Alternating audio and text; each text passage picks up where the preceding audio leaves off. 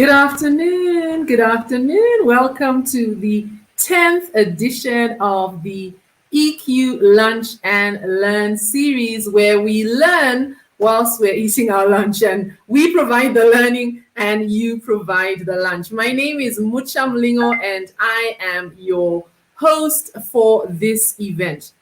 The emotional challenge has been steadily growing all around the world, and the COVID pandemic has just made it worse. Employees are under increased amounts of pressure. They are stressed by the current situation and how they can manage their workloads that seems to have increased as a result of the pandemic. In this world of growing complexity, emotional intelligence has become an essential skill for employees. The EQ Lunch and Learn series aims to provide professionals with insights on how they can utilize emotional intelligence as a skill to successfully navigate the challenges that they face, to be able to deal with the change that exists as a result of the pandemic. It is a platform for employees who want to get practical insights about emotional intelligence and to learn how they can leverage emotional intelligence to drive greater success.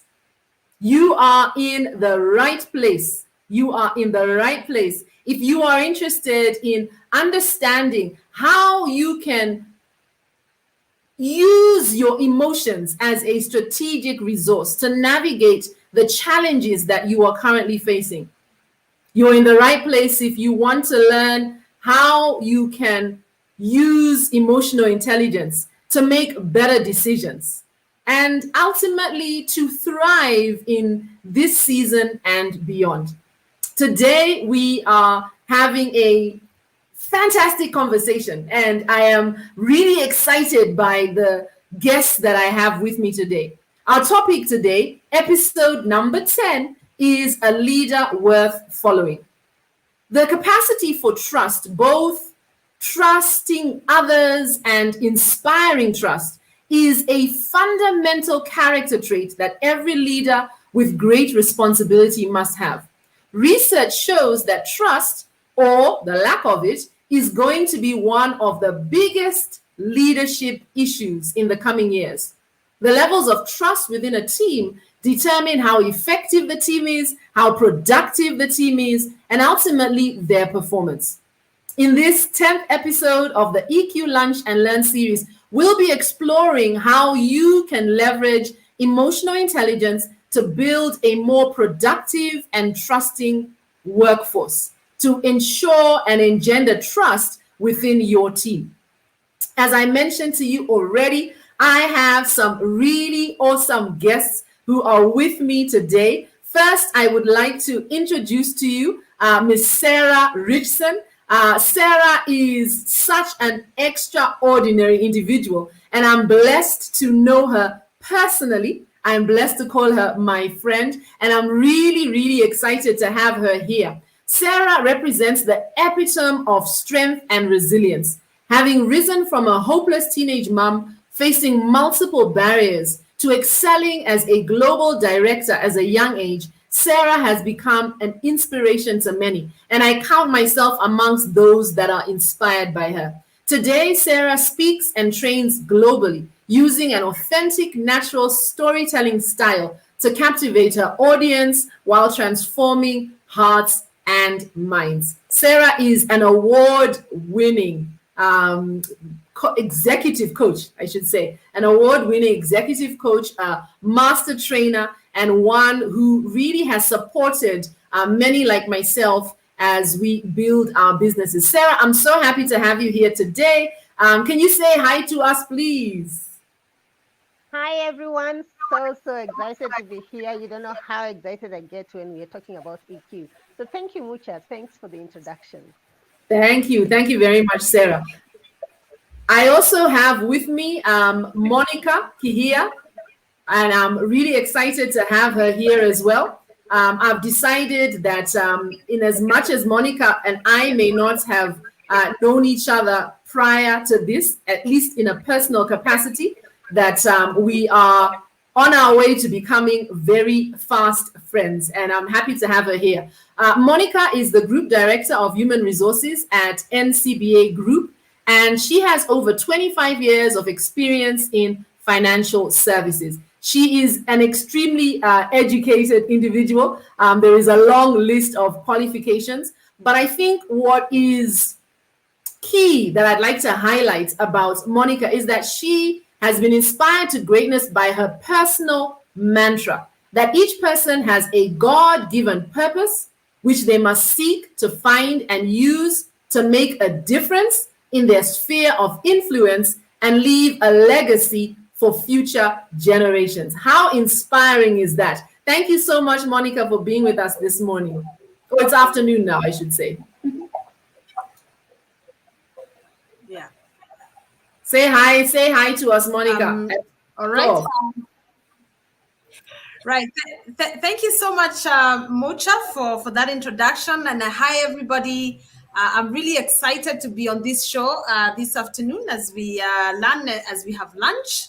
And as Mucha has said, I'm really passionate about developing talent.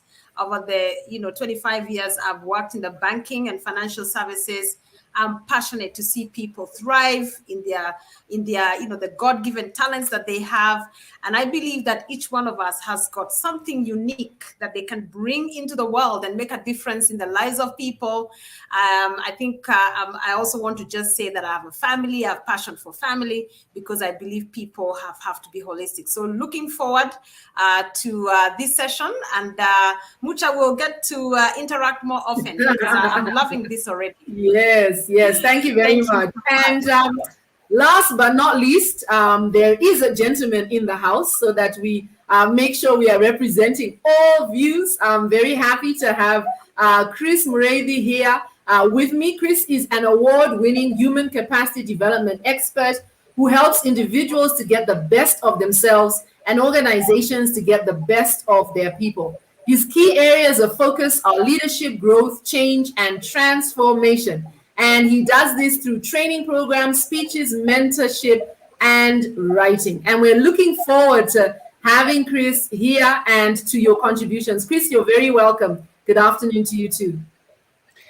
Good afternoon. In the spirit of Father's Day, I expected that we would break protocol and introduce a gentleman first, but it's live. And I'm enraptured to be here to just have this conversation around a topic that is dear to my heart, that of leadership. And I look forward to an enthralling session. Thank you. Thank you. Thank you very much, Chris. And really happy to have you here. And in that spirit of fatherhood and in allowing me to speak first, I actually brought you on last so that I could ask you the first question as we actually kick off the session. And, today we're talking about leadership. We're talking about leadership, and not just leadership, but we're talking about a leader worth following. In one word, Chris, can you describe the greatest leader that you have ever worked with? One word, one literal word. One word, yes. Because I have a host of words to describe the person. But one word, selfless. I like it. I like it. Thank you very much, Chris. Sarah, same question to you. In one word, can you describe the greatest leader that you have ever worked with? Hello? Yes, Sarah, we can hear you. For a little while. Yeah. Oh, no worries. We can hear you now.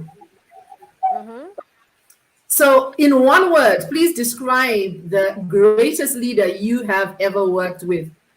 Chris shared and said selfless. So what's your word? Inspiring.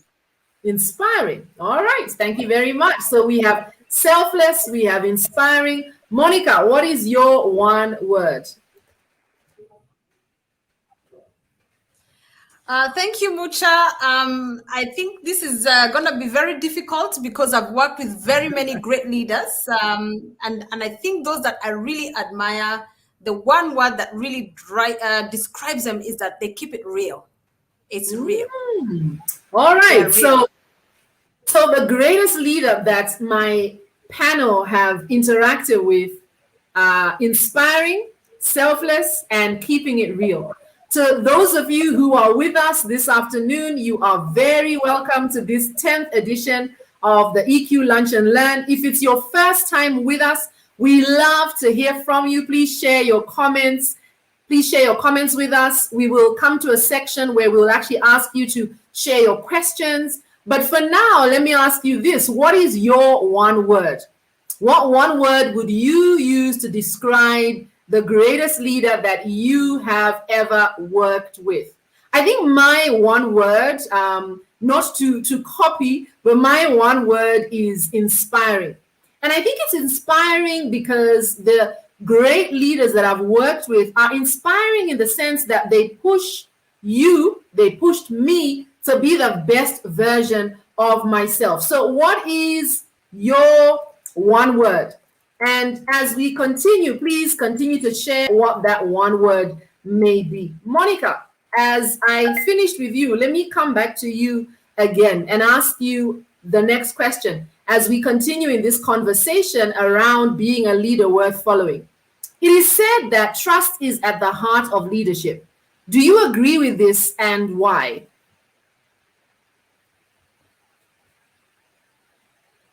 Mutia? Yeah, thank you. Thank you, Mucha, for that question. I absolutely believe that trust is at the very center of leadership. And if you want to be a true leader that is worth following, as you said, you must be able to trust others and you must inspire trust in those who you lead. And the reason I say that is because I have seen it live, that, as Franklin Covey says, that trust inspires others and business actually happens at the speed of trust.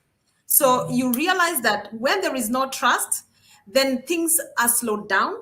People are not able to make decisions and it becomes very costly because you lose time and time is money. So if you want to be a leader that is truly inspirational and has all the characteristics that we've described here, then you must inspire trust in people. So I do agree because it unlocks the potential of economic growth. And when there is lack of trust, everything is locked down. Yeah, so yes, fantastic. and those are the reasons why. Fantastic. I like that. Thank you very much. I see a few people have chimed in on their one word. Christine Omwanza, good afternoon. Great to have you here. Your one word is accommodating. Harry, thank you. Excited to learn. Really happy to have you here, Harry. Harry, please share. Oh, Harry, I see your word, bold. I like that. Harry says the word is bold.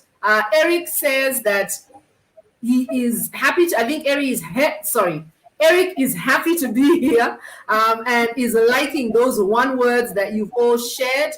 Eric, tell us what your one word is. And Joe Kikimani, you're very welcome. Happy to have you here, your first time with us. And tell us what your one word is. Monica, I want to come back to you because I like what you've said about trust being key. And the question I want to ask is, so what happens if trust is broken?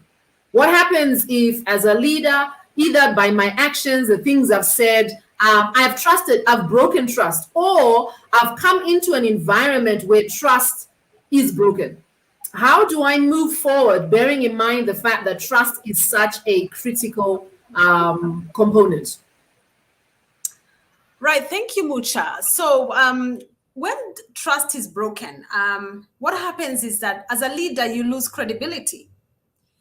People stop believing in you, and they're unable to then open up to you and actually share their ideas. So you actually block creativity, and the environment in which people can freely operate and bring out their best is then lost. They lose confidence because they do not trust you, or where people don't trust each other, then information hoarding, people are not able to execute because they don't trust each other. So it's very important as a leader to really inspire an environment where people can trust each other, and you demonstrate that you can trust your people so that you lead by example, and in turn, they will trust you. So, in the event that trust is broken, how can a leader regain it? You have to admit where mistakes have been made, because a true leader is one who can accept that you have made a mistake.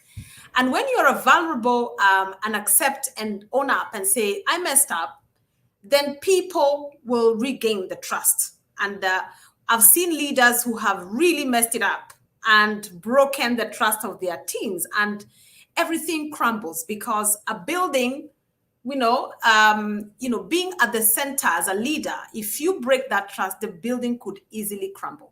But when you own up and say, I made a mistake, then people begin to trust you again, and then live what you preach. So don't preach water and then drink wine. So that's how you can regain back. And I've seen leaders who've really messed up and broken trust, opened up and said, I'm sorry, I made a mistake. There's nothing wrong with a leader accepting they've made a mistake, and then rebuild back the trust with the team. So that's what I would say to that question, Mucha. Thank you. Thank you. Thank you very much. Sarah, I could see you smiling and nodding along. I'm sure you want to add to this conversation about trust, and more particularly where trust has been broken. What are your thoughts? Allow me to go a little off script and just ask, what are your thoughts, especially, like I said, around the idea that trust is broken? How do I rebuild it? And I think for me, Sarah, what if you come into an environment where there is little trust? How do you build back that trust? Let me, speak, because I know Chris is the storyteller. But I want to tell a story. I've gone into an organization and I've found that over very many years, and because Monica is from HR, I sat in HR for many years as a leader, and I was not lucky enough to work in the best employer places. So most of the places I went to sometimes were broken places. And so one of the key things that you do when you find a broken place, people are broken at the head, the heart, and therefore even the way they deliver. And this, I always believe HR is the heart of the organization. That's where the arteries pump into. That's where the blood flows from into the organization. And so if we are going to work on trust, we're going to build it from the heart space. And so my job was, first of all, to be educational and empathetic. It's not to attack, and therefore work with the leaders for them to understand this is broken. First of all, from a quantitative perspective, so you bring data on board, but also from a qualitative, telling stories of this promise we made to Mucha when we were contracting her, and we broke it 6 weeks later, led to ABC. And today we want her to meet her targets, meet her work, and whatever. And therefore, I would show them the impact, the costs and the benefits of going in a different way. I truly believe that trust is built through consistency and results. So when I promise you something and I consistently meet my word, if one day I break that word, I think it's a bit palatable and forgivable. And I've found in many environments where you don't have to be a leader who is perfect. But once you make sure you are always consistent with your promises, you are consistent with your results. It's not about having a personal relationship with people and them loving or whatever, but it's about consistency to your words and making sure that you are standing by what you do. So when I went there, I had to look at the policies, the environment that creates that trust, the leadership capacity. Some of us have been promoted through the ranks organically. We've never been trained. We've never been helped to understand how to build trust in a team, build trust upwards and downwards and things like that. So it is an interconnected effort. And when I've come to such places, the first thing is to accept this is where we are, but then to chart out together where we want to go and to appraise ourselves. And when we are doing good in terms of building that level of trust, especially like working from home, for me, I've been preaching about it to human resource people since even before COVID. People can work from home. And even if I'm producing results consistently from my swimming pool, what's your problem? If I'm producing results constantly from sitting in Java, don't tell me I'm not working. So it's a trust issue. I've written so many papers on these kinds of things. But many times, Mucha, managers don't even know how to build it, what it is, the impact and everything. So the main thing there is to start by building capacity on people understanding what it is, how it looks like, and how you build it. Fantastic. Thank you very much, Sarah. I really love the train of thought. I love the train of thought between Monica and yourself, Sarah. And what I'm hearing from both of you is how important it is to be consistent in the way that we show up as leaders. And I like that last point you made, Sarah, that very often in many organizations, people are promoted organically, but not necessarily given the tools. Their capacity is not developed to be able to actually now deliver on their roles. And I think this is a conversation that I have very often with very many clients, where we talk about the fact that you have someone who is great technically. So technically, they are the best, they are the expert, and yet their human skills, what we refer to as their people skills, of which trust is a key part, are lacking. And what's exciting for me when we talk about this idea of how important trust is both of you have indicated that trust is, something that can be developed. Chris, before I come to you, Sarah, I want to just stay with you for a little longer. What's the relationship between trust and culture? If a leader is looking to cultivate a culture of high performance, does trust have any bearing on that? Absolutely, Mucha. And let me tell you, there's a concept of radical candor, right? And therefore, many leaders, tell me, Sarah, my team doesn't listen to me. People don't do what I'm asking them to do. I'm pushing this team member to do ABC, but they keep looking like they're pushing back. So I tell them, if you cultivate a culture that people trust, that first of all, you will appreciate what they do, that you understand where they're coming from. If there's failure, we fail together and we fail forward and whatever. Where there's safety, believe you me, there's a high performance. Yesterday, I was teaching on high performance to another team. And I was just saying, first of all, you cannot force a fish to climb a tree. And you can never force a cow to milk stones. So you need to understand your people. That's the first thing for high performance. Let's go there. Sarah is a fish. So if you start measuring me on my ability to climb a tree and you say, I am poor performer and maybe Monica, who is a monkey and can climb trees, is a great performer, you've lost it. And consistently you're pushing me because you don't understand. So you're very right around the tools. So there's many aspects to that. So a culture of high performance is from a leader who understands his people, has taken the time to trust what they are saying they can do and what they are saying they can't do. And I think we don't have enough conversations allowing people to say, you know what, you keep pushing me to talk to customers, but I'm not comfortable with talking to people. I'd rather be behind the dashboard, doing pivot tables and Excel sheets and everything. So first, we have leaders who don't even get that. I've gone into teams where I've been given, Sarah, you're in my last team, I had 63 people, and you're told you have these 12 people you need to get rid of. They're non-performers. And I'm like, give me 3 months. And within 3 months, I've just put the fish into the water and they start swimming. And so you say they're high performance. What happened there? I trusted what they told me. I asked them, what challenges you? What do you struggle with? What do you enjoy? Let's stop focusing on what people can do and focus on what people enjoy doing. And let us have performance as a conversation. Every time I've gone to places where we work and it's called performance appraisal, I say, hell no. It is performance conversation. You tell me, Mucha, and I tell you. And then we connect in a synergetic way in the team and start working. HR can be easy, but it can also be hard. It's the soft issues that are the hard issues. So true.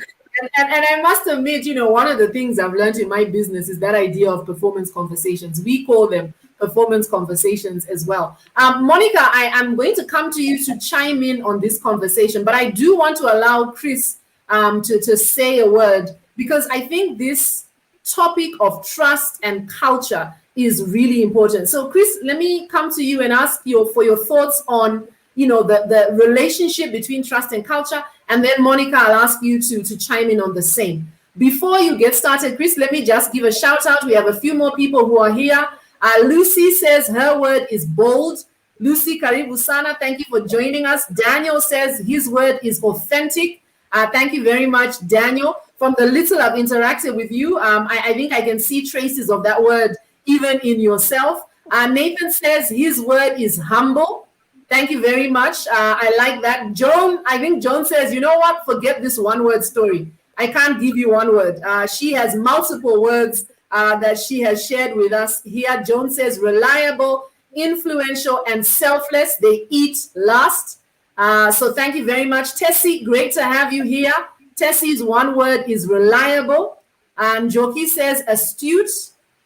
So we have some really good one words here. Welcome to all those who are joining us. Chris, your thoughts on this idea of trust and culture? Thank you for bringing me on. First, I want to pick it from where Sarah has left it.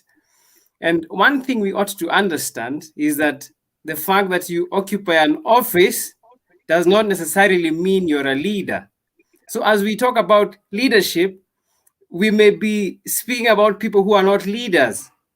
So as a leader, the first thing you ought to understand, your sole responsibility is to bring out the best in the people that you lead. They are not there to worship you. You are there to help them realize the best of themselves. And that's why the issue of positioning, as Sarah has said, is really, really important. Something I noticed, I used to work for Safaricom many years back as an employee, and I was in the sales department. And after you have performed very well consistently as a salesperson, you will be promoted to be a people's manager. And it was not lost on me that many a times you will find someone who was a superstar salesperson, once they are put as a people's leader, they would find themselves in PIP, and worst case scenario, they will be fired. Why is that? In the former position, that is the sales position, their performance was based on technical competence. But as they went higher to a leadership position, what was needed is leadership competence. And that's where things like trust and EQ come in. And unfortunately, many organizations will move you to the next level, but don't build your capacity for that next level. So that which was meant to be a blessing becomes a curse. So I think it's good to have these conversations as far as capacity building is concerned, as far as positioning people is concerned. And I have often asked, I'm a football fan, and I think I'll just push it further. I am an Arsenal fan. So that tells you I have a high tolerance for failure and disappointment. But one of the greatest players that I know, arguably in history, is Lionel Messi. Now, Lionel Messi, a super striker. If you put him in the position of a goalkeeper, there is bound to be a disaster of one sort or another. But move him from being a goalkeeper to being a striker, and then, in the words of Sarah, he becomes a super performer. Why? Positioning. So as we talk about leadership and as we talk about leading people, one of the most important things you can do for your organization, besides hiring right, is right positioning. And about trust, yesterday I was doing a session on personal branding, and I asked a question which I'm going to ask you. If you are sick and you went to hospital and you are given a nurse to attend to you, but it happens that that nurse, the husband, runs a coffin business, would you want to be treated by that nurse? I highly doubt. Why? Because you cannot trust them, because they could be seeing a client for their husband. Similarly, people will not follow someone they do not trust. That is just the bottom line. And trust is built over time. That's why you have to be consistent with your words and with your actions. So that's my take on that particular subject. I love that analogy you gave us. I really love that. Yes, you would have issues trusting that individual. And my condolences on being an Arsenal fan. May God continue to give you grace for that failing. Monica, you were going to chime in on this conversation, this rich conversation we are having about the relationship between trust and culture. Yeah, thank you so much, Mucha. And at this rate, I'm thinking this should be, a whole day conversation because it's really, really interesting. I just love the way Chris, brings out the analogy. I love the way, Sarah, brings it out, on how HR people, me being one of them, really have to inspire trust for people to actually believe. But I wanted to just give two real examples that really bring it home between trust and culture. And I think, as most of you know, NCBA is now 1 year old and a couple of months into the merger. And one of the things that was so clear to me as we walked through this journey of the merger is the relationship between trust and culture. It's so real that in NCBA, one of our values is actually trusted. As we build our go-getter culture, which is, the culture journey that and immersion we are currently going through, it was absolutely critical that the two organizations coming together build the issue of trust. And so as we looked to hear what people wanted to see, the issue of trust came out very, very strongly, that if NCBA was going to actually succeed in this merger, there was absolutely no way that we were going to succeed without trust. So that has become a core value for us, which we are going to have as a conversation over the next, couple of months, because without trust, then the merger was never going to succeed. So I really just wanted to mention that in your own organizations, how well do you then cultivate a culture of trust? Because if you're going to have a high-performing environment, if people don't trust each other, forget it. You will never get the results because people are watching their back. They don't trust you, so things just don't move. So for me, I just wanted to say, because we are in the business of building high-performance organizations, inculcate a trust culture within your organization. And if you can, make it a value which everybody then has to live by. And I want to give an example, another example that was very, very real for me in as part of my career in my past life, where we had a leader who went into a country, he was a foreigner, and they failed to appreciate that culture plays a key component and linked it to trust. And he went there, failed to appreciate the Tanzanians. And I don't know how many Tanzanians are on the call. But, if you have worked or lived in Tanzania, they have a very rich culture of, from the Ujamaa days, where everybody is everybody's brother. And you cannot mistreat a Tanzanian when a Tanzanian is watching. And so this leader failed to appreciate that for him to cultivate trust, he has to appreciate the culture. And so he went there and did some horrific things, which were interpreted by the Tanzanians as witchcraft. And he didn't realize it because he meant well maybe to bring people to pray for the business, to make money. But in the process, he did something really crazy and brought people to spray things in the building. And the next day there was a strike because, they all said, this guy, he's bringing, witchcraft here. And they didn't trust him completely. So he lost credibility completely with the business that he was leading. So I think it's very important that we all appreciate the relationship between trust and culture, because if that breaks, then the whole building comes down. So every time you are building a culture and you want people to trust you, then you must link them together in very many different ways. So I thought to add that because I've seen it live where a leader has completely lost credibility because they failed to link trust and culture. Thank you, Mucha. Fantastic. Thank you. Thank you very much for that. Sarah, you look like you want to, and you are dying to say something. Sarah, please go ahead. Go ahead. Allow me to touch on what my colleagues have spoken about, and especially what Monica is saying. And when we talk about culture, when we look at that subject in its entirety, for me, I always draw it, if I'm in class, I'll draw it in 3 circles.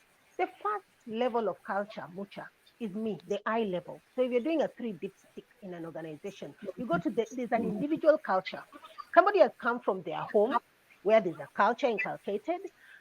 Somebody has come from a culture or an ethnic space or a country So they have that. And so sometimes if you're egocentric or ethnocentric, so you just think your culture is superior to the other cultures, then you come out of that diagram from the individual to then look at the organizational culture, because every organization also with those core values that Monica is talking about are trying to inculcate, regardless of where we come from, which countries, which cultures, which ethnic, we have to come together and align ourselves to the code of conduct of this organization, the policies and the culture. Then on the external, depending, and I was a global director in HR, so looking at 20 plus countries and geographies, you have to understand India has its own, England has its own, Dubai has its own national culture, right? So if I'm traveling to Somalia, I needed to wear the hijab. I needed to appreciate. I'm not going to greet the men, by the hand. And if there's a national culture, regardless of whether the organizational culture is let's love each other and so we hug and whatever. I'll do that in South Africa, but it doesn't fly in Ethiopia. So you have to understand there are these three cultural components. So when we talk about culture, it's a big space that you can go into. But I'd like to say, in all my years of experience in the human space, culture is simply one thing. I define it irrelevant to all the books and what they say. I say it's one thing. It's the smell of things around here. Culture is simply that, the smell of things around here. So when I come to this space, how are things, right? When I come to Mucha's home, do we go to the kitchen and eat there? Can I go serve myself or should I wait or whatever? Same with an organization. What's the smell of things here? Is there fear by management? Can I talk, and call the boss by his right name, or should I use all the doctor, chief, prince? When I went to Nigeria, people are calling me auntie. I'm like, my name is Sarah. They say, okay, Sarah. After 5 minutes, auntie. So those, yes, absolutely. And you have to really, really be humbled by the things you learn when you start looking at the smell around here. So I always tell people, go into a space and just smell what's around there. Is there fear? Is there fun? Is there openness? Is it egalitarian? Is it authoritarian? And different things work for different things. So like NCBA, we've been told it's a go-getter culture. So there are certain things that align people towards a go-getting culture. Then you come to another space where it's innovation, and you come to another space where it's fun that works. So you need to also appreciate that. But the key thing is what is rewarded and what has consequences in a space. Yeah. And those are the things people will trust. It's just two things. If I come here, what is the culture of performance? If I get a sale, whether I've got it with an ethical approach or an unethical approach, there's a reward. Then I think the culture is just focused on the reward. And so we go and we perform. But in another space, you'll be asked, so Mucha, did you work with your team? Did you ask ABC as you are going for this sale? Did you look at that client and do your due diligence? Because ethical approach is more important to us. So you smell things in a space, and then you know what, those people will want, what they will not want. And then you start building consistently what they want. And I think that's where the relationship is in terms of trust and the culture, but the culture will be in those three dimensions: individual, organizational, and then national. Thank you. Thank you very much for that, Sarah. I want to just come quickly to some of the comments that are on the chat. It's amazing how time flies. I can't believe that we are, I think, almost halfway in our conversation, if not more. Robert, great to have you here. Leadership happens at the speed of trust. Robert is a former panelist. And Robert, allow me to say kudos on your TED talk. Well done for that. Really happy to have you here. Eric says his word is synergistic. I like it. I like it. I like it. Paul says his word is caring. There's another LinkedIn user who says their word is gratitude. Paul goes on to say leaders need to lead themselves first. Do they know and trust themselves to do the right thing? How can they lead others if they cannot manage themselves? Thank you very much for that, Paul. I think that's a really great thought that you've shared. Liz says her one word is exemplary. All right. Another LinkedIn user says not many leaders are able to express gratitude to their staff. The acknowledgement that an employee is needed, wanted, and appreciated. All right, fantastic. We'll keep coming to your thoughts. Please keep sharing. And shortly we'll be coming to our Q&A. So if you have any questions, please do ask those questions. We're talking about being a leader worth following. And my panel here are doing such a fabulous job of exploring how we can, ensure that we are leaders worth following. And I think one of the things Chris says that I want to emphasize that's so important is that there is leadership by title, and then there are those, or we are all called to leadership even without the title. And so these are concepts that we must all learn and all embody. The old leadership model has leadership as a process of controlling. In this do as I say approach, rules and policies are the essential drivers. The expectation is that people are lucky to work for you, and for this privilege, they better just follow you. But the new leadership model is a process of being a role model as a leader. People are watching, and we know that your team, the people you work with, will do what you say. They will do only 30% of what you say, but 70% of what you do. And so as a leader, every day you're on the playing field, and you are either earning trust or you are losing trust by the different things that you are doing and the different things you are saying. Chris, I want to just come back to you. This idea of a leader worth following, what does that mean for an entrepreneur like yourself? And what have you done to develop yourself into this leader that others, be it your team that you work with and all those within your networks, may follow? Thank you. Now, in the spirit of smelling things around here, I just want to say that it's becoming difficult to smell things around here thanks to face masks. So people might not fit the culture. Anyhow, so here's the thing. A leader worth following. Now, it's a cocktail of many things that make a leader worth following. I cannot pinpoint one particular thing. And most of the things that we are talking about, they all make up a leader worth following. But allow me to give you a short story. Sometime last year, I lost a friend. Her name was Dr. Emma Nelson. We did engage. For those of you who watch Engage, we did an engage with her, but we lost her last year. But before she died, she gave me a painting. And behind that painting, there were two words inscribed: Memento Mori. Memento Mori. And she told me, every day you live by these words. Now, Memento Mori is just a Latin phrase that says, remember, you shall die. That's what that phrase means. Remember, you shall die. Now, have that in the back of your mind, because whatever I'm about to say will make sense eventually.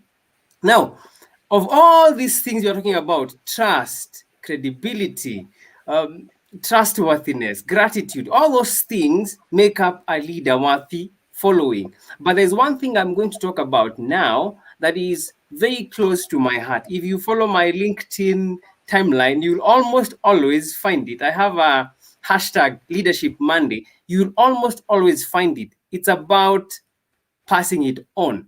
And to me, a leader worthy following is a leader secure enough to take cognizance of the fact that no matter how good you are, one day you will exit, whether by design or by default.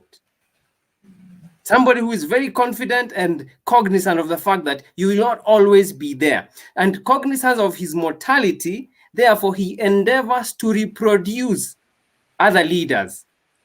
I think that's a leader worth following. They are not stuck on having followers, but they focus on producing others, so much so that when they exit, they will not be missed.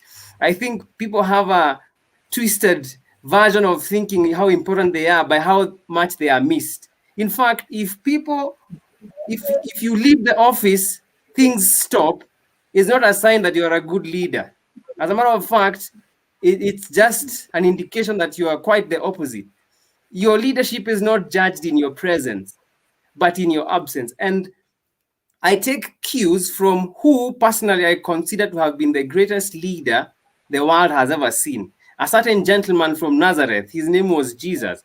And in all his life, he spent his entire 33 years, of which he worked for only 3, to pour himself into 12 mentees. And he never built a building, he built these 12. Because he knew, you know what? A time shall come when I shall inevitably leave. So he left 12. And those 12, after 2,000 years, have begot 32% of the global population, being a clientele in the organization that was started by this man called Christianity. Now that's a leader worthy following. He understood my time will come when I have to leave, and therefore he was secure enough to pour himself into others. So much so that at some point he said, I no longer call you servants, for servants know not what the master doeth, but I have called you my friends. For all that I have been told by my Father, I have made known unto you. In other words, all that I know, I have passed on. And to me, that is a leader worthy following. And now, what am I personally, as Chris, doing to be that leader? Now, I mentor people.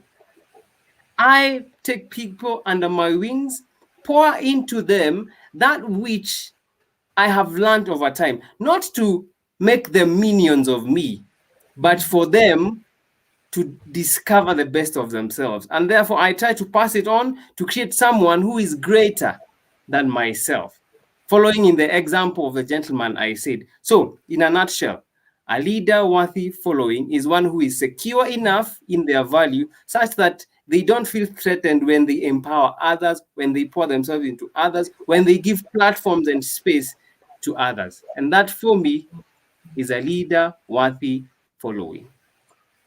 I really like that. And I like the idea of, pouring yourself out. And I think this is something that, we've seen in very many organizations. The illustration you gave, Chris, where, leaders feel that, or where when they are not there, nothing moves. They are the hoarders of all information and knowledge, as opposed to being people who invest in their teams and grow their teams. There are many leaders, or there are some leaders who have that insecurity in themselves, and so rather than growing others, they are constantly putting other people down. So thank you. I really like that example you've given us. Sarah, I want to come back to you. The pandemic has really been brutal, impacting our health, our way of life, and the way that we lead. What have great leaders done differently during this season? Thanks, Mucha. And yes, the pandemic shocked everyone, including me. I keep saying I had a 3-week fog. In my years of working, I'd never just found myself with no answers and nothing to do, not for my family, not for my followers, not for, anybody else for 3 weeks. And so I think what it has taught leaders, we need to understand how to be vulnerable. Sorry, something came through. We need to understand how to be vulnerable as leaders, and where we don't know, to say we don't know. Mucha, if a leader doesn't know, it's okay. It doesn't take the skin off your back, and it doesn't take away the 20 plus years of experience you have as a coach or a leader or whatever, just by saying, I don't know, I don't have answers. And I think that's where it started. I got some phone calls from some boards, people asking me they want experts on, re-engineering organizations on this. I said, there's no expert at the moment. Who is an expert on COVID? Whoever knew, we are all going to build expertise over the coming months. So I think we need to be authentic enough to realize we can be vulnerable and not have answers all the time. And those are the type of leaders worth following. People who are authentic with the truth, and then they say, let us walk the journey. The other thing is leaders need to become curious. A curious leader seeks out to ask 5 whys. They don't ask why once. They ask 5 times. If you read Semler's work, he says it's only when you get to the 4th and 5th why you start scratching the root cause. So when I do HR analytics, or when I do analysis of organizations, I say you must ask and go deep. For me, by the way, for years I've been tired of people who are settling for mediocrity and settling for the surface level of an answer. I used to push my team and say, why and why and why and why. And when you go deeper, you start getting the root cause. It's also taught us as leaders to start shining the light on strengths and positives and stop pushing people in terms of the negatives. And when I started my sessions during COVID and we were talking about, how to survive COVID and everything, even at the Institute of HR, my sessions always used to say, listen, we are not working from home. We are managing a very serious, maybe one of the worst pandemics in the world while trying to put in some work. I repeat, people are not working from home.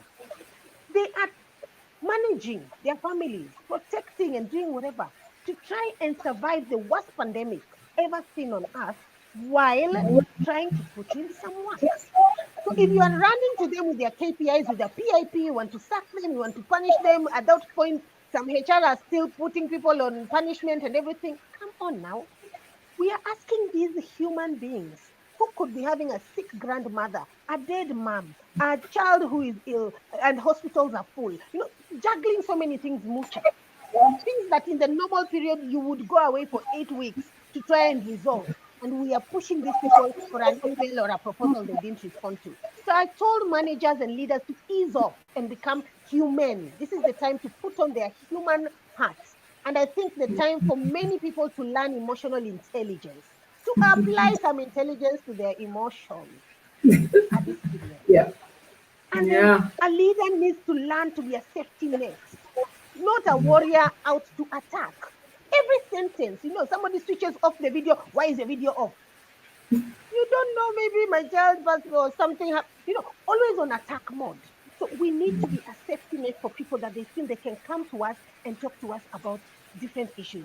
And then remembering motivation is just like a shower. Please don't tell me that I motivated my team last Friday, so they don't need to be motivated today. So you showered on Friday and you don't need to shower today.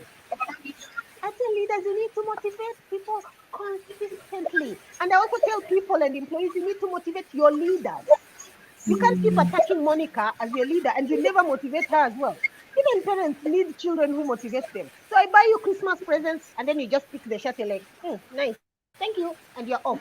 Come on, thank you, mom. Wow, you got the time to, so motivate. It's upwards and it's downwards. That's what the pandemic has taught us. Everybody needs to be motivated. There are some people leading through pain, Mucha.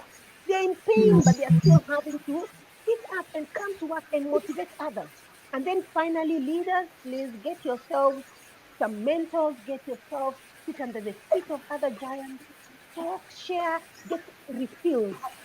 Mucha, you and I know there are so many dry people out there. Their teams are dry. Their drums are dry. They don't go for refilling. They're not humble enough to sit under the feet of anybody else and say, Mucha, how are you dealing with this? Sarah, how are you dealing with this? They're just sharing that with the employees across board and everything. So for me, those are the key lessons that have come out for leaders during the pandemic. Thank you. Wow, powerful. And I think that the last point you've made is so important. We are seeing a heightened incidence of people who are having mental health challenges, and I think a lot of that because of our inability to focus on refilling as we give out, because you cannot give from an empty cup, and when you try to give from an empty cup, you end up in a bad space yourself. I want to just go to some of the comments that have come through before I come to our next question. Liz says that she totally agrees with Chris on his earlier comments about capacity building and right positioning. We had been talking earlier about the idea that people are promoted organically and not necessarily, given the tools that they need to lead. And especially now, because in leadership, we are dealing more with the human skills. So thank you very much for that. Harry says being a leader is not about being in charge, but about caring for people in your charge. That's a Simon Sinek quotation that's been shared. Louise Nyamus Steinberg, you're very welcome. Thank you very much for joining us. Rosalind Witten, thank you for joining us too. Great to have you here. Min says, oh, wow, the smell of things around here. Nice way of describing culture. Thank you very much. Thank you for everyone who is here, who is sharing. Please do add any questions that you may have for the panel. You can ask your question directly to a specific individual, or it can be an open question. We're talking about a leader worth following. So please do share. We've also shared the LinkedIn links for each of our panelists. So if you would like to connect with them and engage with them, these are all amazing individuals in their own right, and they share a wealth of information on LinkedIn. So I would encourage you to connect with them online. There's a LinkedIn user here, says not many leaders are able to express gratitude to their staff, the acknowledgement that an employee is needed, wanted, and appreciated. Okay, Louise, thank you. Thank you very much for that, Louise. Scrolling through, Harry says, I love this. A leader is a safety net. Yes, very true. And Harry also mentions that one of the traits that most leaders fear displaying is vulnerability. Thank you, thank you, thank you. I love the comments that are coming through. Keep them coming. And if you have any questions, please do share your questions. Monica, as an HR professional, you have interacted with very many leaders in your current role as the Group Director, HR and Culture at NCBA, and in your previous roles. What would you say are the top 3 common mistakes that leaders make? And how can leaders avoid making those mistakes, or how can they change, or what can they do to change their behavior so that they don't make those mistakes? Right. Thank you, Mucha, for that question. And I'm really loving this. I've picked up a lot of nuggets, Sarah talking about, keeping the human side of things. And, Chris, I've just learned a new word, memento mori in Latin. So thank you very much. I think it was Sarah who said that leaders are not perfect. And I completely agree with that. We will make mistakes as leaders. And so as I was thinking through the mistakes that leaders make, there was a whole list of leaders who have made mistakes that I could pick out. But I chose 3 that I thought, resonated with me. And I have seen it play out as I have interacted with many leaders over my, 20 plus years of working experience. And the first one that I thought to share is, a mistake that many leaders make by not surrounding themselves with the right people.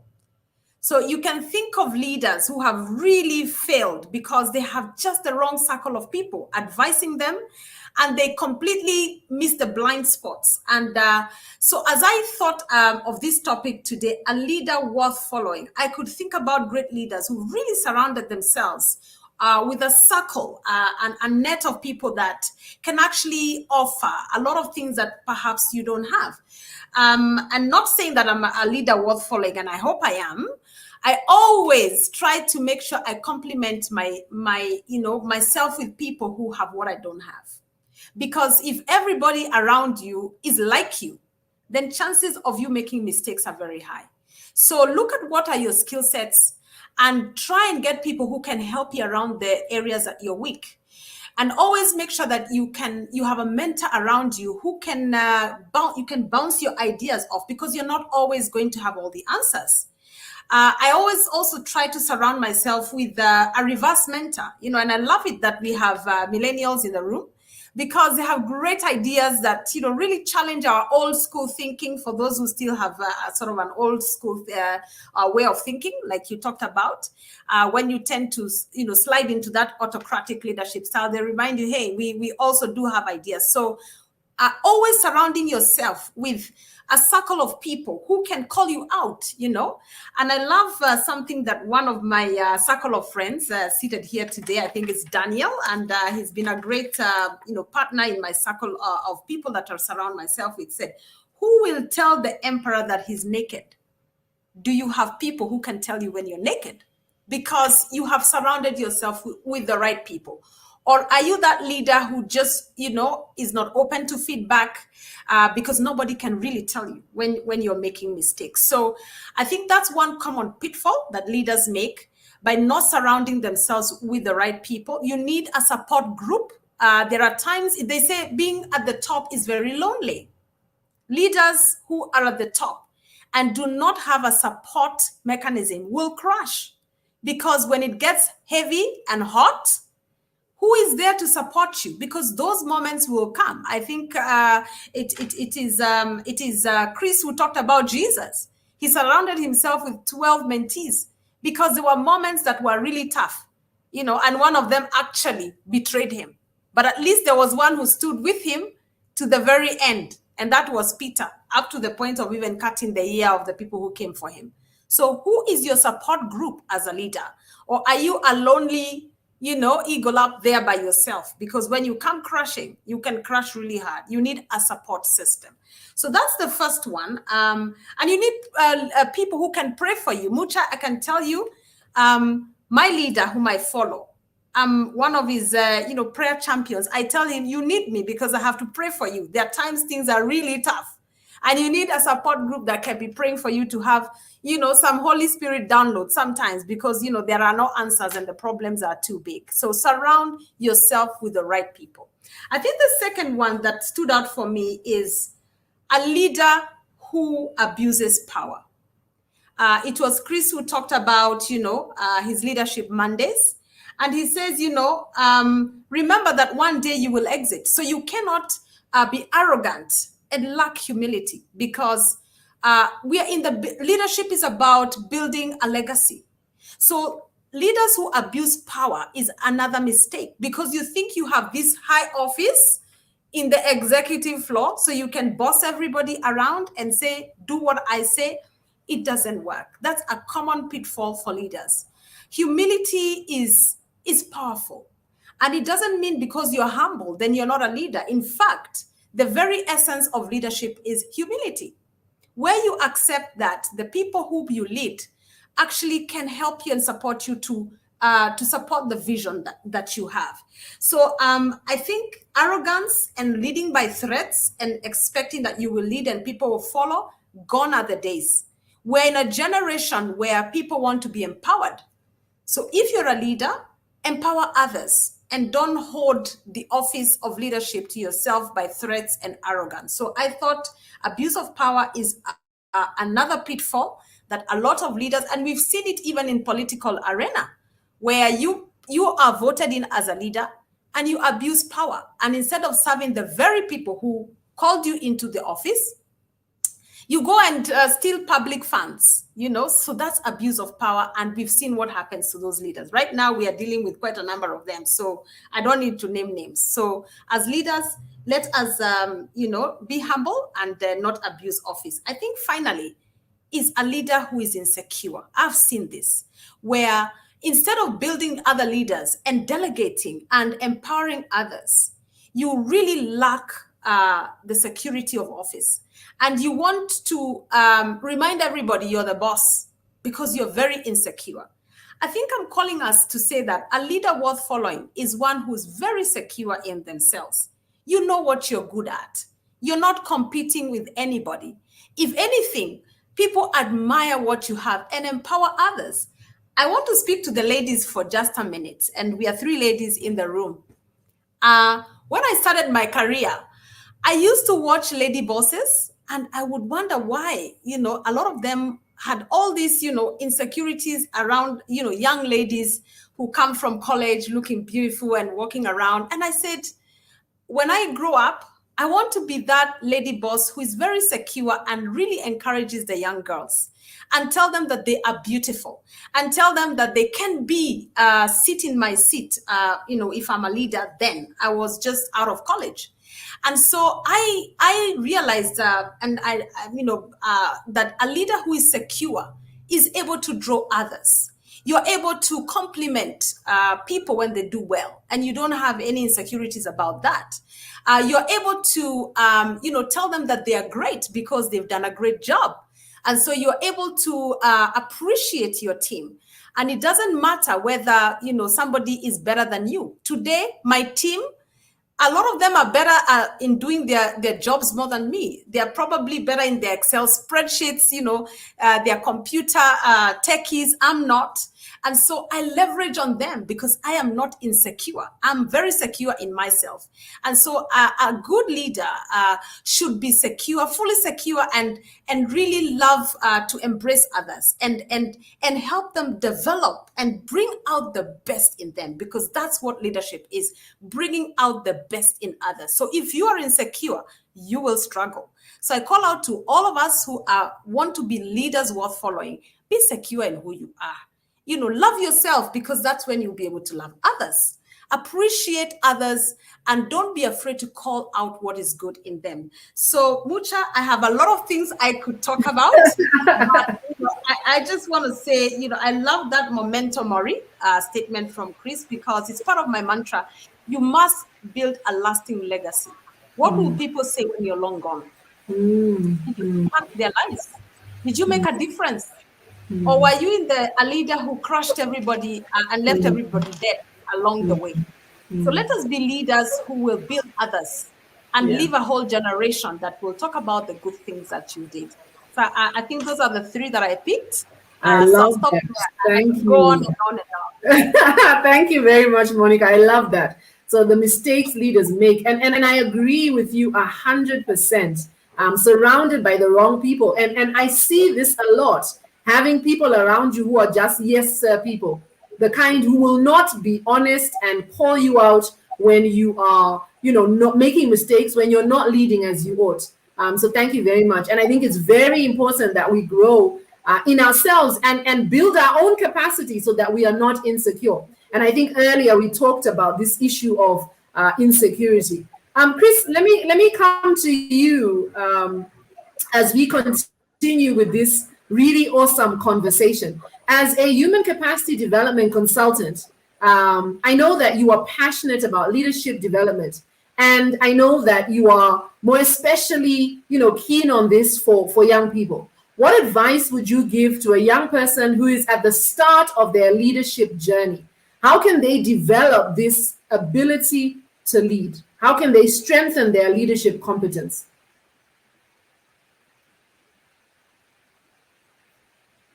Oh, Chris, 1 second. Okay, my apologies. Allow me for a minute to just pick a few things that that Monica has said. I was just writing them down.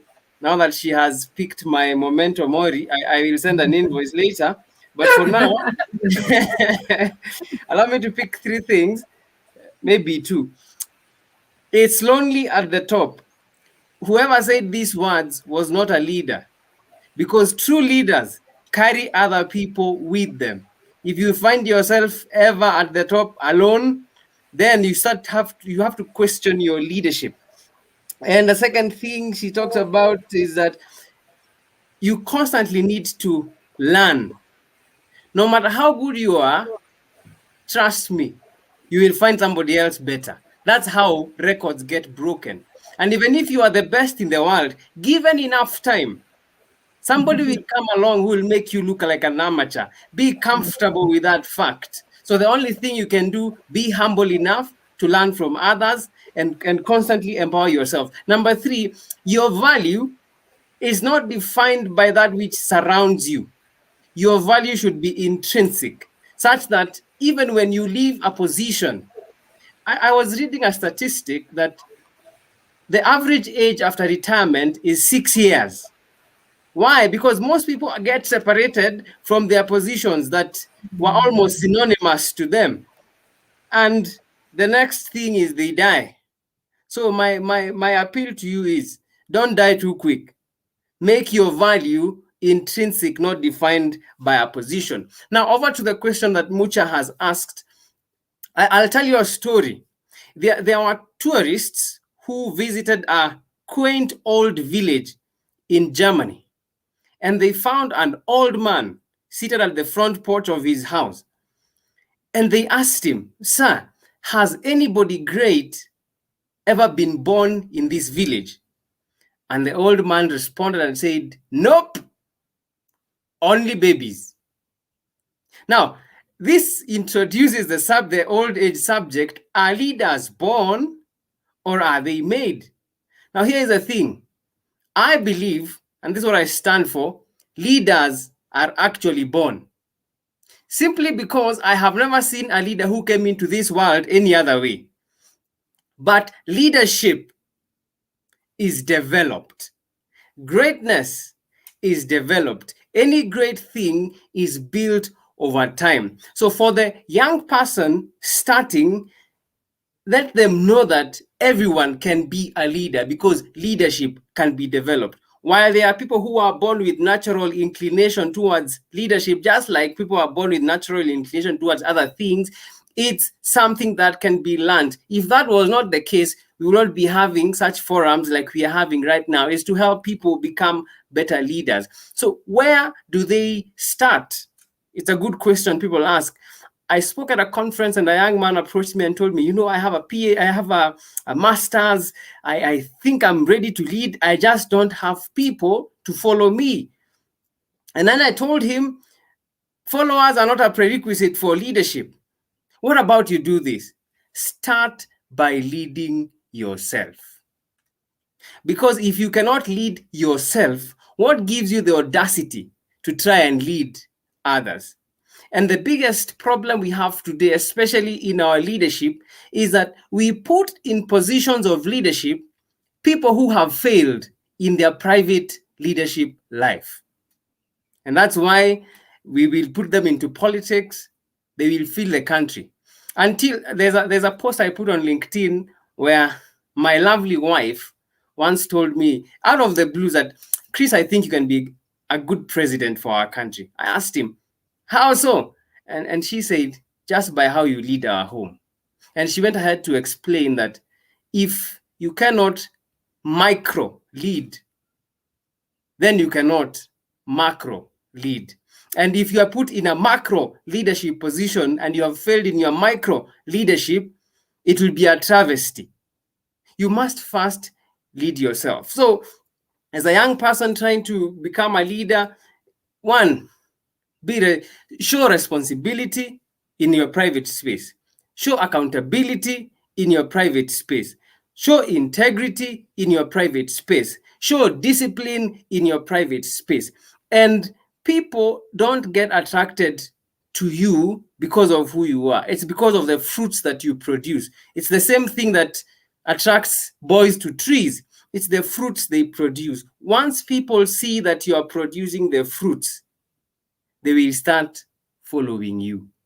So, moral of the story, leadership begins in the closet. How do you do your things on a daily basis? The seemingly small things, because if you're not faithful with the small, you have no business being given many things. If you cannot lead 4 people, 4 million will overwhelm you.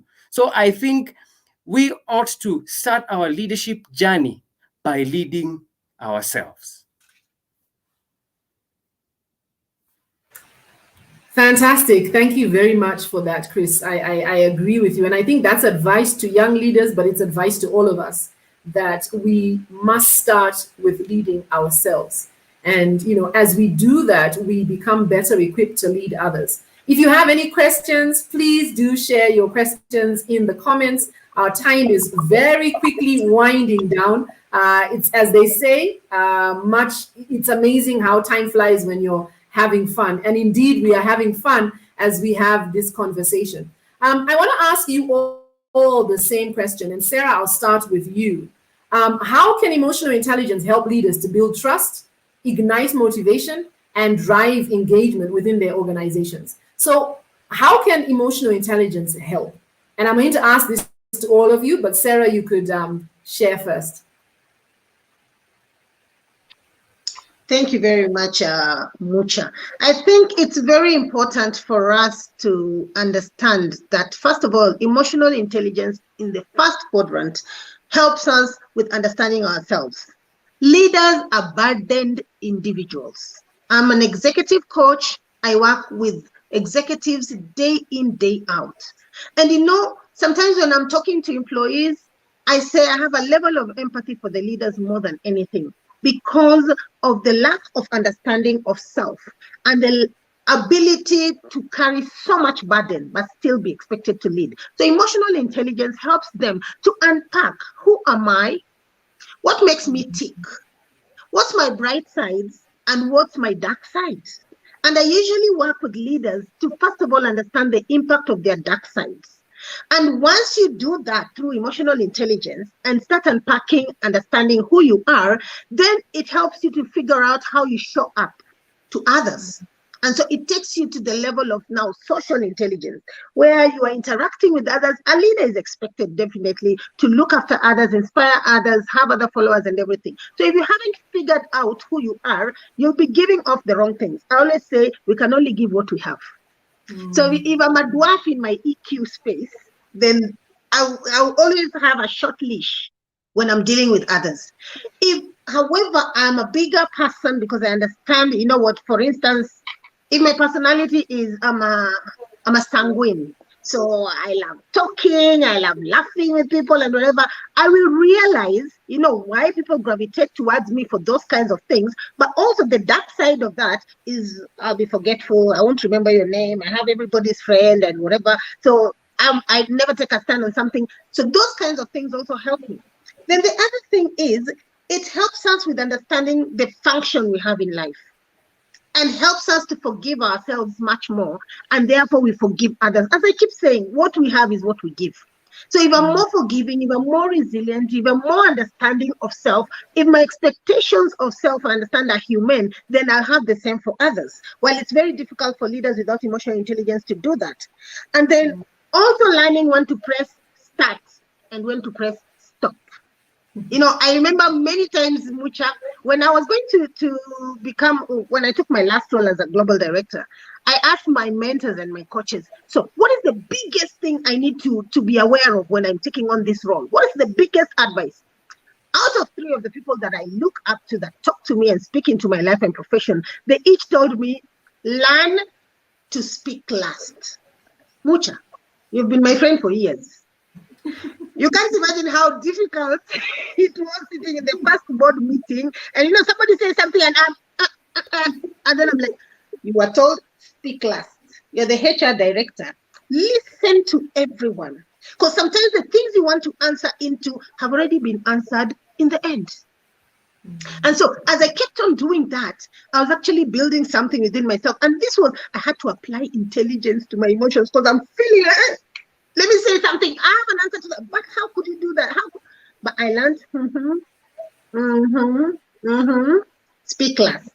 And that helped me. You know, when I started getting reviews and people were you know, talking about me at the end of the day, they were like, she listens. I'm like, wow.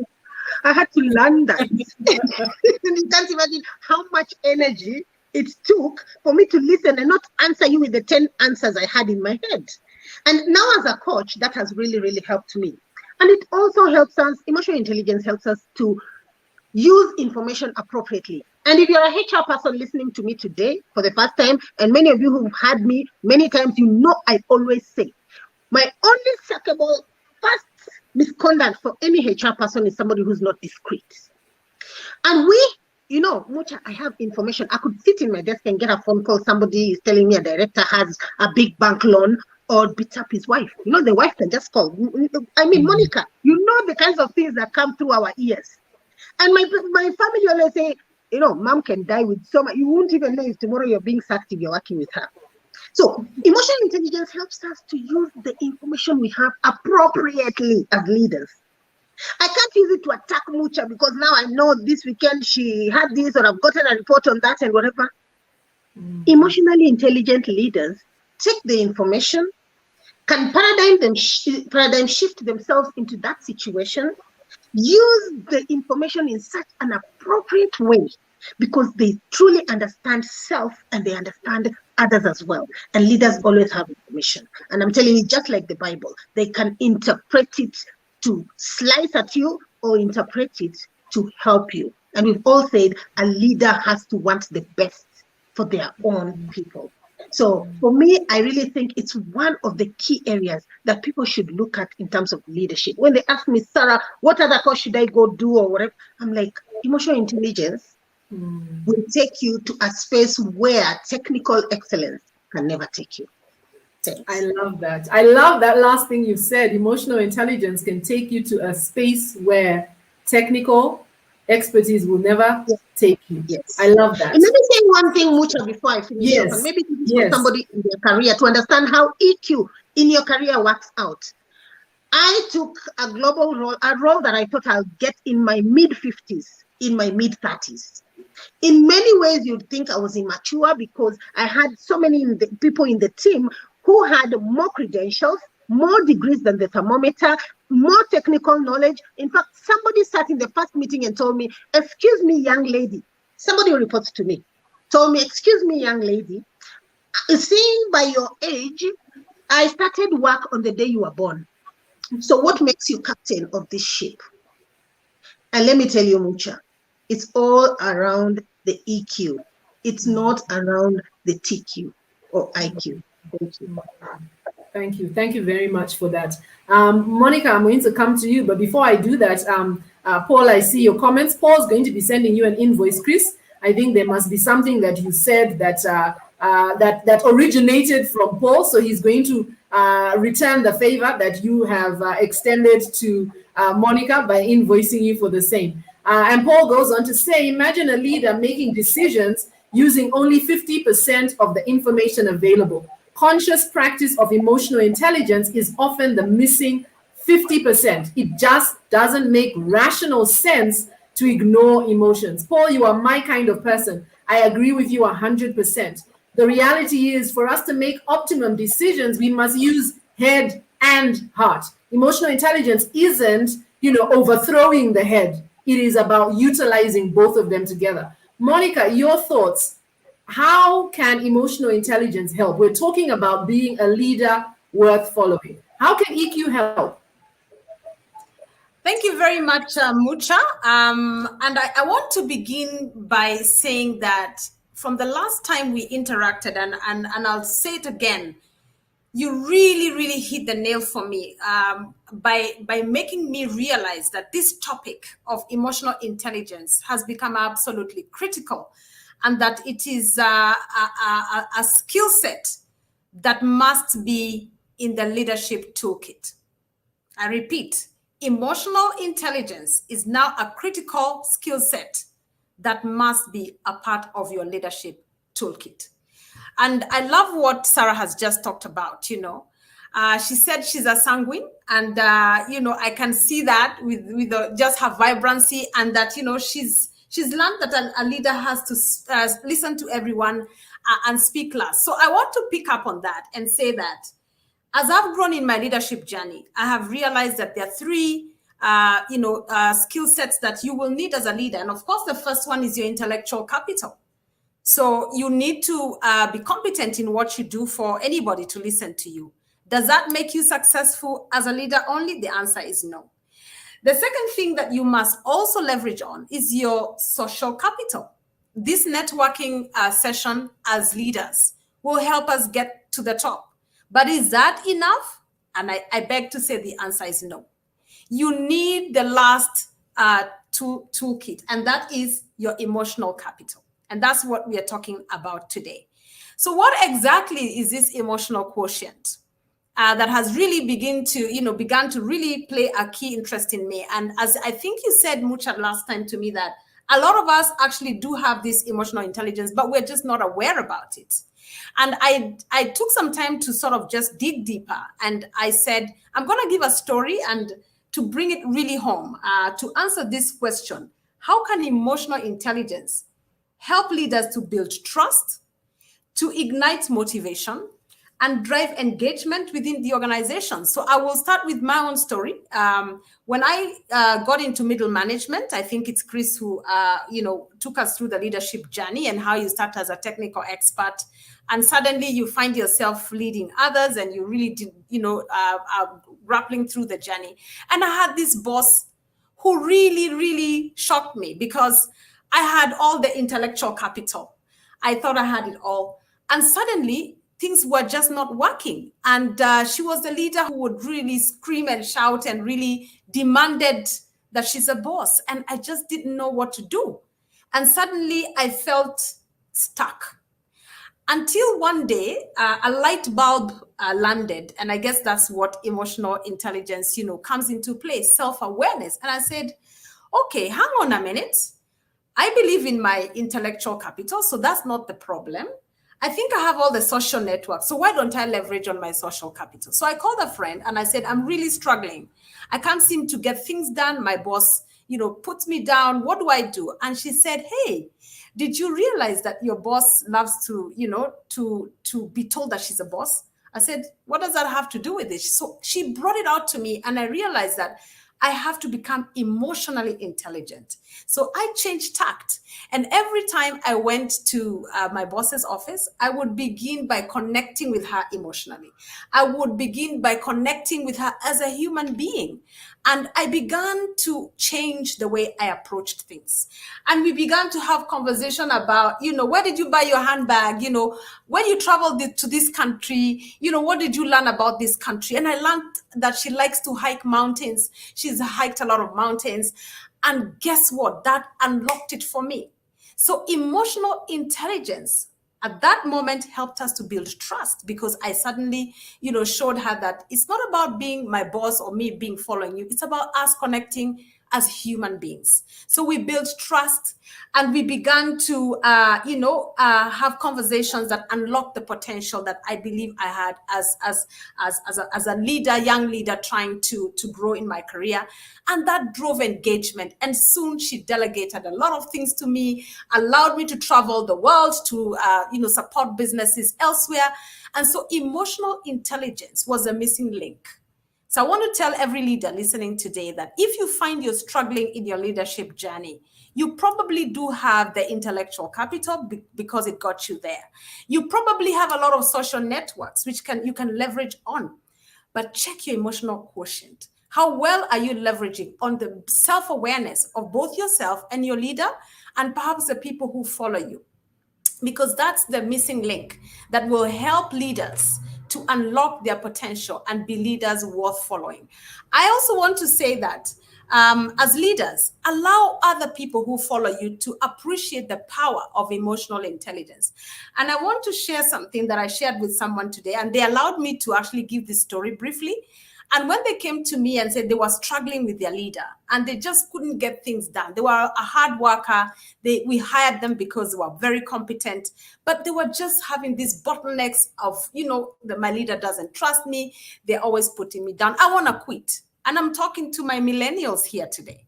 Don't be a quitter. Go and check how well you're using your emotional intelligence, because that person told me that's the first thing you taught me. Emotional intelligence. I didn't realize that it was so powerful. And what I told this person is that build relationships long before you need them. Don't wait for when you have a problem to reach out to someone. Reach out to their humanity. Start building relationship. Ask them, what did you do over the weekend? I think Chris told us he's an Arsenal fan, and, I think you gave him some words of encouragement. It shows that he has a lot of resilience. So if Chris is your boss, go and show some empathy around what happened, over the weekend. And I can tell you, you will connect with him emotionally, and that might just unlock a lot of potential in terms of when tomorrow you need to do a training or you need a job opportunity. He will remember the empathy you showed, when Arsenal, did whatever they did on the weekend. But I think the point I'm making is that I did tell this, friend of mine, go and start changing the approach that you have with your leaders. Find out more about them. Do they like, what is their hobby? Do you know what their hobby is? Do you know whether they have family and how many children they have? What sport do they like? So build relationships and connect emotionally with them before you actually need to get work done. So I think my takeaway here is that emotional intelligence is a skill set that must be in your leadership toolkit, because that will get you to the top. And build relationships long before you need them, because when you now need help from that person, business will happen at the speed of trust that you have created through your emotional intelligence. So thank you, Mucha. I could talk all day, but let me stop there. I love it. Thank you. Thank you so much. Emotional intelligence is a skill set that must be in your leadership toolkit.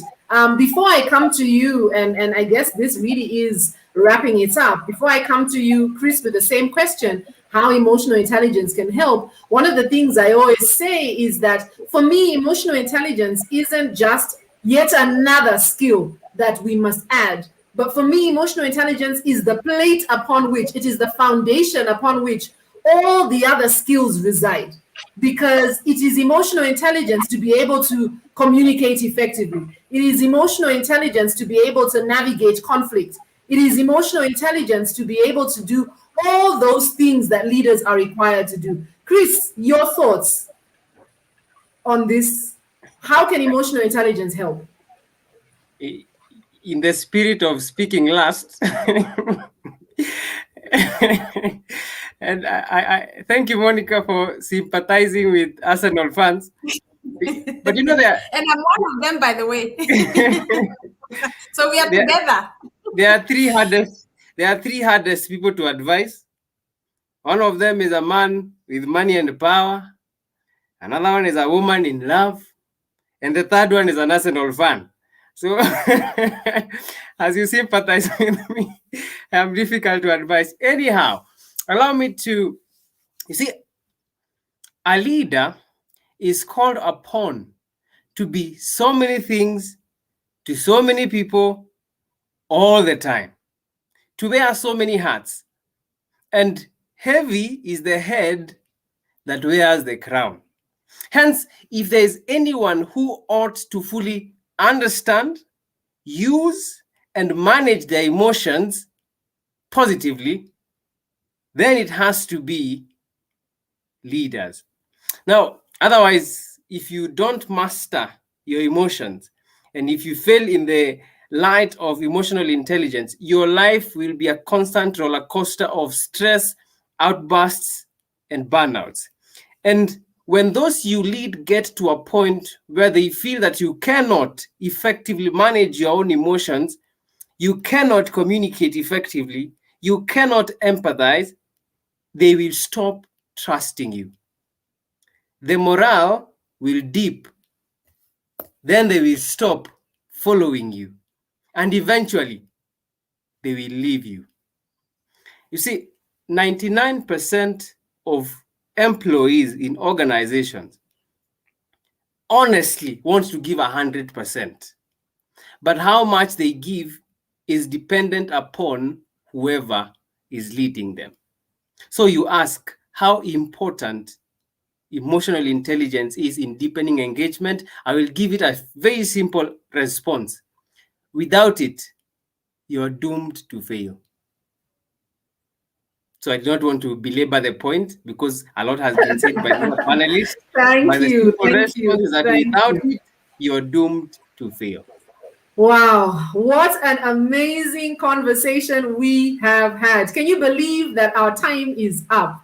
Our time is up. For those of you who are still with us all the way to the end, thank you. Allow me to give each of my panelists 30 seconds to share your parting shot.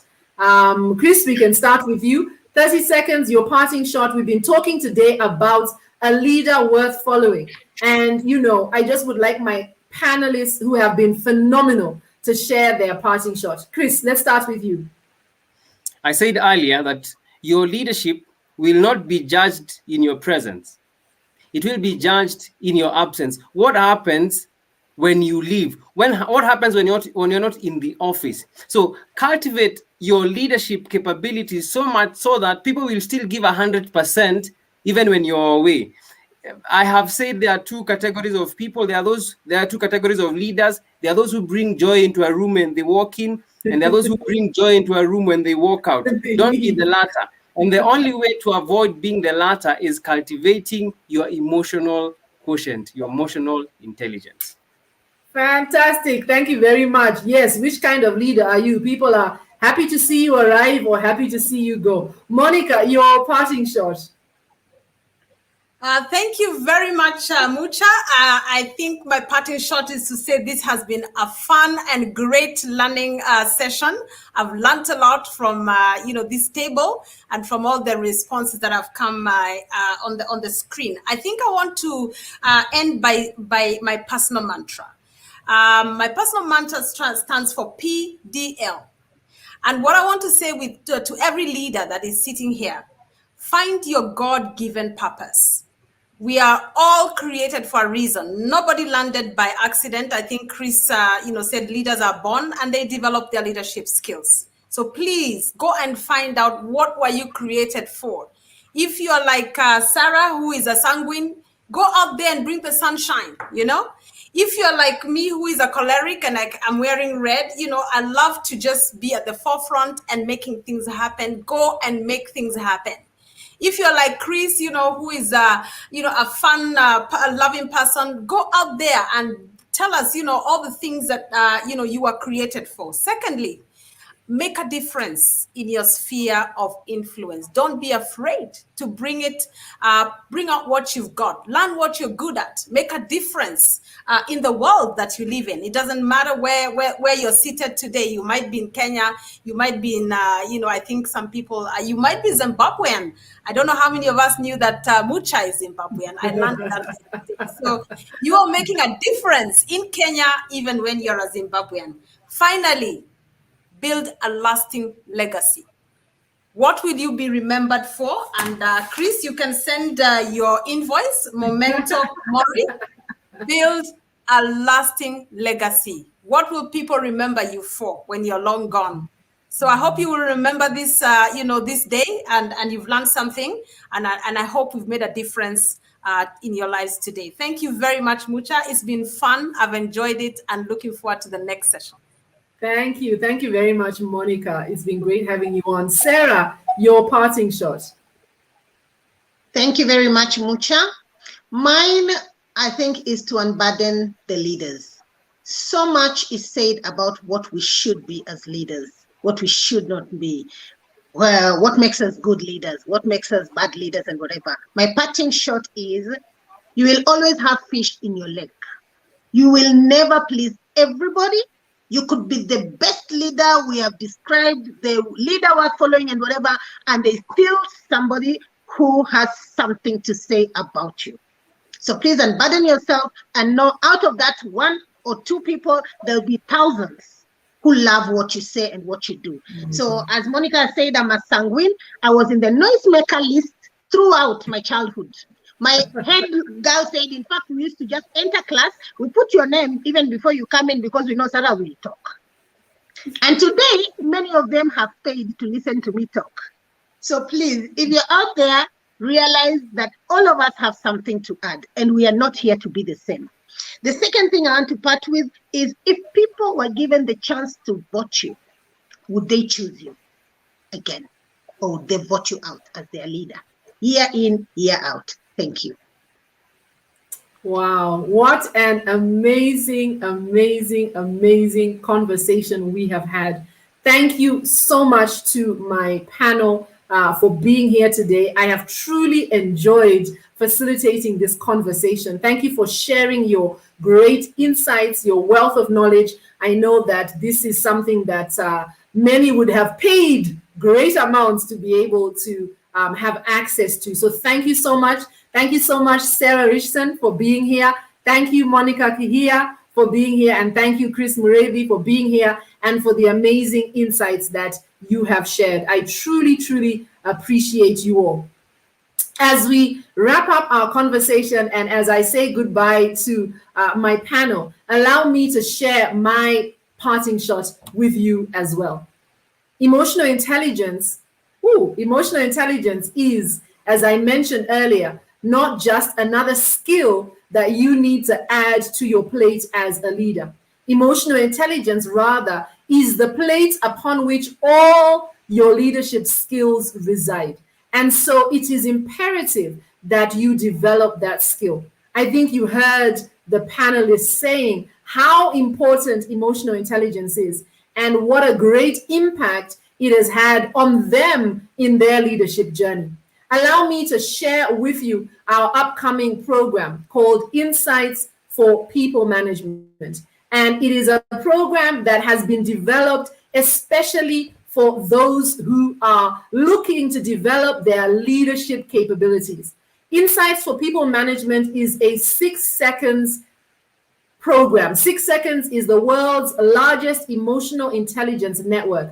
And we facilitate this program as 6 Seconds preferred partners here in East Africa. It is a program with 4 modules, a virtual program designed to help you as a leader to develop greater self-awareness so that you can be more effective in your leadership. Help you to develop greater cognitive flexibility. You heard the panel talking about the idea that as a leader, you need to be able to connect with each member of your team so you can bring out the best in them. This program looks at how you can do that by developing greater cognitive flexibility, being able to shift in your style of leadership so that you can connect with those you lead. But as I always say, it all begins with self-awareness. And so this program is for those individuals who want to develop greater self-awareness so that as they understand themselves, they can better understand those they lead. How can leaders ignite motivation and drive engagement in times of crisis? We know that emotional intelligence is the answer. And so we invite you to participate in this upcoming program. We are sharing the details. You can go to our website and have a look and find out more about this amazing program. Thank you so much for being with me today. Enjoy the rest of your day and indeed the rest of your week. Make sure you follow us on social media at PTS Africa, at Muchamlingo. We love emotional intelligence and it is all we ever talk about. So do connect with us so you can continue to learn how emotional intelligence can help you, as Sarah said, to attain greater heights than your technical capabilities can. Thank you very much for being with us today. And we look forward to engaging with you next month. Diarize the last Wednesday of every month is when we have our EQ Lunch and Learn. And so we have served the learning. I hope that you enjoyed your lunch.